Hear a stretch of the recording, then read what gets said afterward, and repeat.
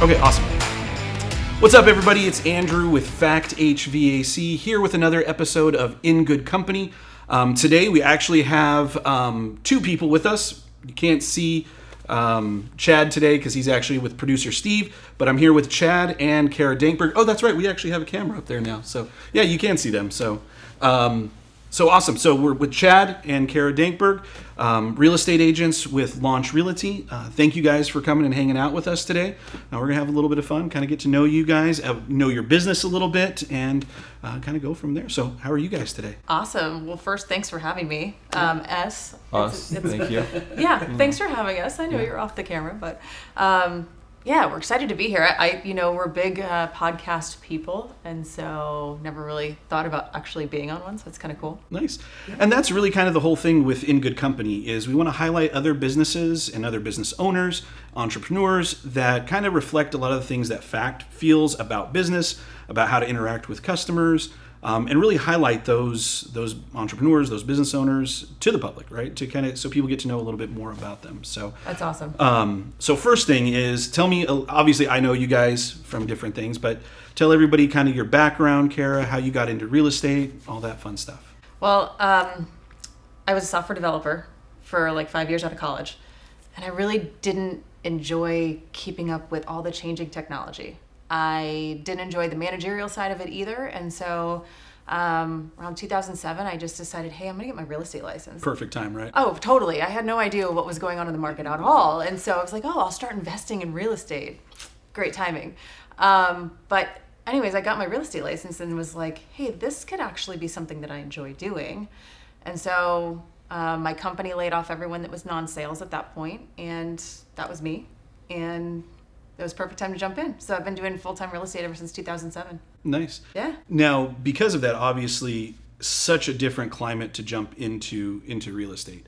Did you find that you had to create a kind of a niche for yourself in order to kind of jumpstart your career in that weird transition in the industry? Yeah. I mean, I've always been referral-based. I'm never one that's paid for leads or, big-time advertising. We do some advertising and things like that, but most of it's referral based. So it's just word of mouth, and it just took a while to grow. And then eventually we started doing more and more deals. And then when Chad joined me in 2014, I think it just kind of took off from there, which was really cool. Awesome. Yeah. What was your background, Chad? My background was in marketing. I did direct mail advertising for 10 years before I decided to get my real estate license. And I did it just to help her out originally. And then I liked it so much with the freedom and realized how good the market was for real estate. I decided to jump in full time and really realized I could only be successful doing it full time. You can't do it part time and actually make it work. Yeah, and that's probably something you guys see a lot. I'm sure being at different brokerages and things like that, you kind of see the high turnover and attrition of people coming into real estate, getting out of real estate, and all that fun stuff. And so finding those ways to kind of have that ingenuity to stick with it and all of that in changing markets.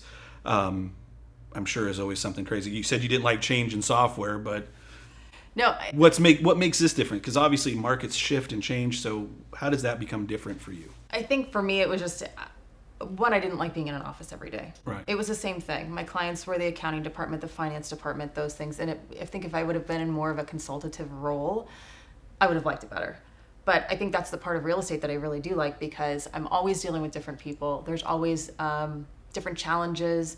I've been doing this for 15 years, but everything's always different, So with the experience just comes the ability to like roll with the punches, to figure things out quicker, to know that you have the confidence to, you can figure these things out if you've never experienced it, which is cool. That's because awesome. There's always something new that you haven't experienced. Right. And I'm sure, just the emergence of, different platforms, different technologies trying to come into the real estate space from a tech side has even presented challenges in how do you overcome all those things, i.e. the Zillows of the worlds, the Credit Karmas of the worlds, and all of that stuff.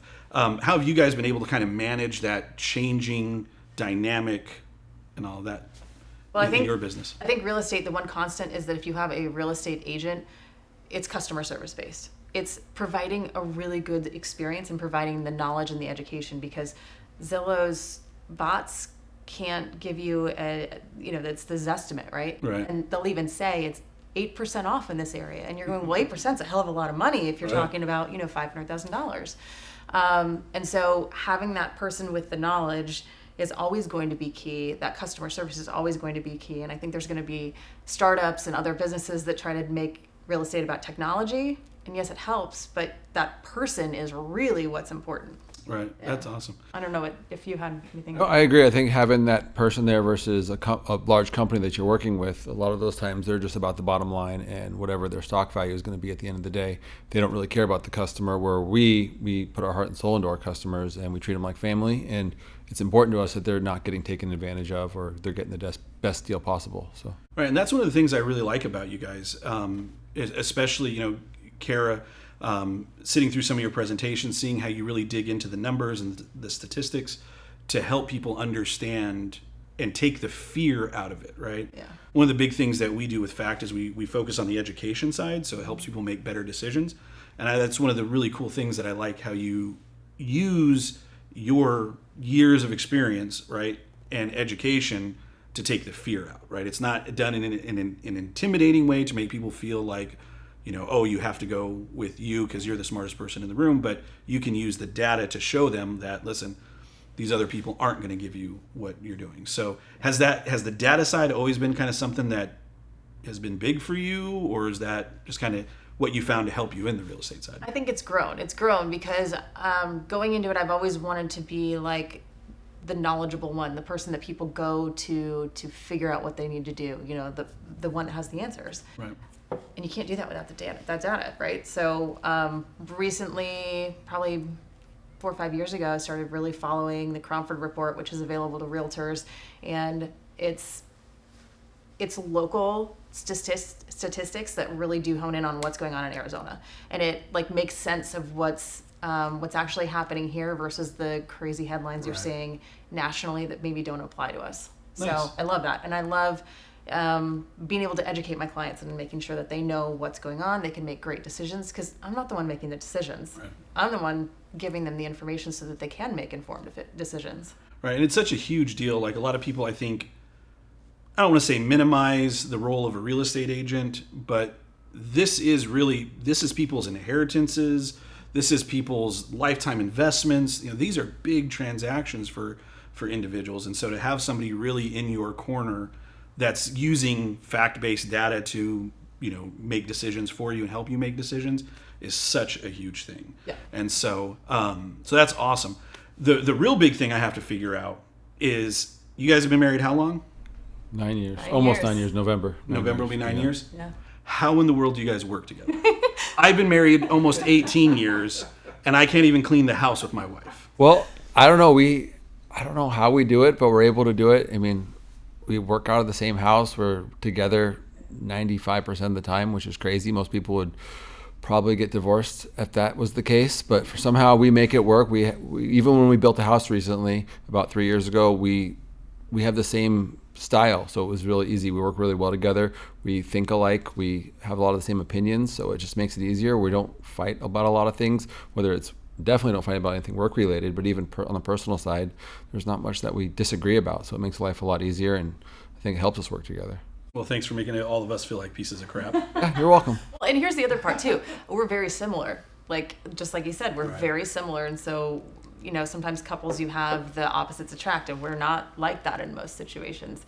And then I think also we've just always had this really deep respect for one another, and it just lends itself to us working well together. And that's so awesome. Yeah, the easiest thing for me is when I came into it, she had already had 7 years of experience, so it helped me out a lot. I didn't know anything, and could go to her for all the answers. And even today, I sit back and I let her. That's why I'm over here. Well, that and other reasons. No, that and other reasons. Yes, she's better to look at on camera. But even when we do listing appointments, she does majority of the talking because she's got more of the experience and a little bit more of the knowledge. I'm there I'm much better, I think, at negotiating at times and marketing and things like that. And I'm not gonna say she's the face of the company, but if we had one of us to be the face of the company, obviously it would be her.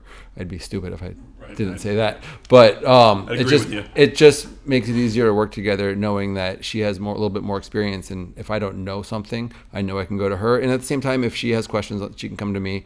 Now that I've been in it for 8 years, I have enough experience where I can actually help her out as well sometimes. That's awesome. Yeah. So, built a house, worked together. You guys have kids? 2 kids. 2 kids. Adam awesome. and Reed, 2 boys. 6 and 4. 6, yeah. That's awesome. And when we talk about the kids, obviously sports are a big deal. You guys are both kind of active in different things. You like to wake surf, right? I do. I don't have a boat right now. We don't have a boat. I keep saying we should get a boat, and Chad's not into it. But anyways, I have the same problem. I tell my wife we need a boat. I'd rather have a putting green in my backyard than a boat. Well, we're getting one of those. But yeah, we both like to golf. I've taken up golf a lot more recently. I used to ride horses. My horse passed away, so decided I needed to find a new hobby just because I just don't have the time to have a horse right now. But we golf a lot.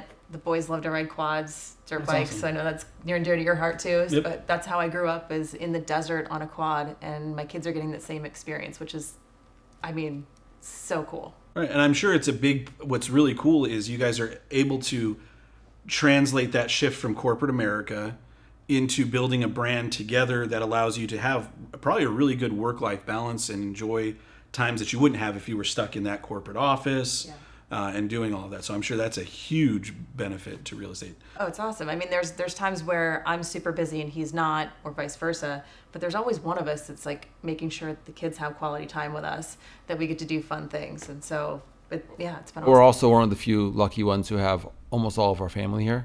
So we have lots of help as well, which makes it really nice. But then like you said, we stay really active with the boys playing sports, and they're getting ready to start baseball soon, and that'll keep them busy.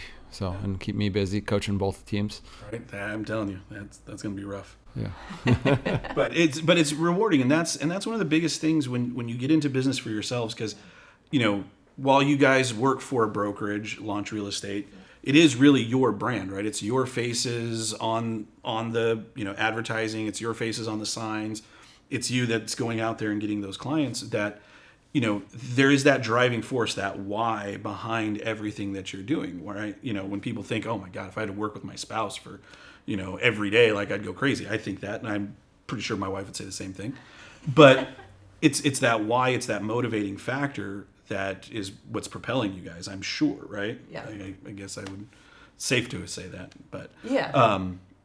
So you're native to Arizona, right? Cave Creek. Nice. And then Chad, you born in Tucson, raised in Scottsdale since I was 3. Okay. So how are you a Yankees fan? Both my parents were from the Bronx. Okay. So yeah, I got that. Growing up here, no baseball team till 1998. So Yankee fan, Don Mattingly guy, So. Okay, well that makes sense. So now my kids are Yankee fans. Oh, okay. But the 6-year-old the other day said, he's Daddy forces me to like the Yankees. My son can choose any religion he would like, anything, but he has to be a Dodgers and a Lakers fan. That's the only he can choose. If any of my sons are Yankee fans, it should be him.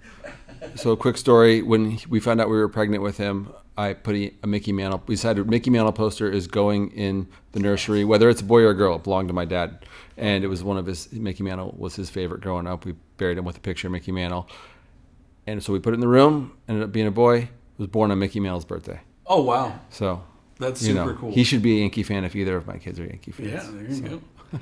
So that's a cool story. That's awesome. The only thing I can say is the Dodgers won the World Series. Cody Bellinger won MVP on the year my son was born. So pretty cool. So that was pretty cool too. I can't lie. But when it comes to kind of that real estate side of things and being a native, and pretty much native, you're in Tucson, which is kind of still Arizona. How do you guys feel about kind of how the valley is growing and what that looks like and what you think the next 10 years might be? I think it's insane. My family moved out to Cave Creek. Well, it was Cave Creek now it's North Scottsdale, but moved out there. My grandpa built a house in 1968. And so when he would fly in his plane, he'd see the path of development grow north from Camelback. So he bought up a bunch of land up there, which is I mean, the foresight's amazing, right? Right. And so I think that's happening now on a grander scale, but we're going, out to Buckeye towards what's the new freeway that's going out there? 11, yeah. The 11, right? Buckeye, in the future, Buckeye is probably where there's going to be the most growth because they have more land annex than any other city in the Phoenix metro area. So one day, the city of Buckeye will be bigger than the city of Phoenix. So we're definitely seeing more sprawl, and you guys see it out here in the Southeast Valley too, but I think what's really cool is there's a lot more infill development going on too. And people are buying lots with old houses and bulldozing them and putting something much better up. And so I think we're seeing a lot of that. In the last 2 years, flipping was such a big thing, right? So you're seeing a lot of people going in and revitalize homes. Hopefully some of them, some of the flips leave some things to be desired, but for the most part, they're revitalizing these homes and giving them another life. So I like to see that more than more sprawl, to be honest with you, Right. personally, just because, I don't want to take 3 hours to get from one side of the city to the other. Because right now I have clients all over the valley. We have clients all over the valley, and we like being able to do that. Right. So. Yeah, it's so weird.